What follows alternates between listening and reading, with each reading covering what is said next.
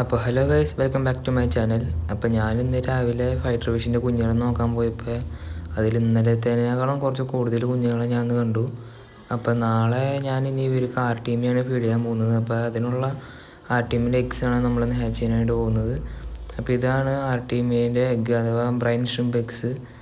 അപ്പോൾ ഇന്ന് നമ്മളിതാണ് കേട്ടോ ഹാച്ച് ചെയ്യാൻ പോകുന്നത് ഗൈസ്. അപ്പോൾ അതിന് വേണ്ടി നമുക്ക് ഇങ്ങനത്തെ ഒരു കുപ്പിയാണ് കേട്ടോ വേണ്ടത്. അപ്പോൾ ഇതൊരു 1.25 ലിറ്ററിൻ്റെ കുപ്പിയാണ്. അപ്പോൾ നമുക്കിനി അതിൻ്റെ അടിയത്തെ ഭാഗം വെട്ടി മാറ്റേണ്ടതാണ്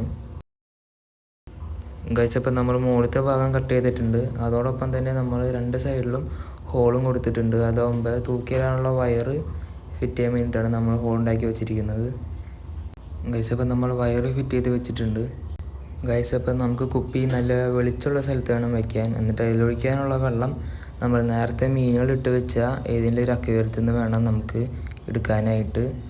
അപ്പോൾ നമുക്കിതിൽ ഏകദേശം ഒരു 3/4 ഭാഗം വെള്ളം വേണം നമുക്ക് നിറയ്ക്കാനായിട്ടുള്ളത് ഗൈസ്. അപ്പോൾ അതിന് ശേഷം നമ്മൾ ഏകദേശം 2 സ്പൂൺ കല്ലുപ്പാണ് ഇതിനകത്ത് ഇടേണ്ടത് ഗൈസ്. അപ്പോൾ അടുത്തതായിട്ട് നമ്മൾ ബ്രൈൻ ഷ്രിംപിൻ്റെ എഗ്സാണ് ഇടാനായിട്ട് പോകുന്നത്.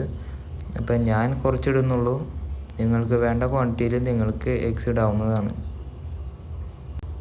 അതിനുശേഷം നമുക്ക് എയറേഷൻ കൊടുക്കേണ്ടതാണ്. അപ്പോൾ എയറേഷൻ നമ്മളൊരു 24 മണിക്കൂറും കൊടുക്കണം. ഈ എഗ്സ് വിരിഞ്ഞ് വരുന്നത് വരെ നമ്മൾ എയറേഷൻ കൊടുക്കേണ്ടതാണ്. അപ്പോൾ എൻ്റെ വീഡിയോ ഇഷ്ടപ്പെടുകയാണെങ്കിൽ എന്നെ സപ്പോർട്ട് ചെയ്യാൻ മറക്കരുത്. ബൈ.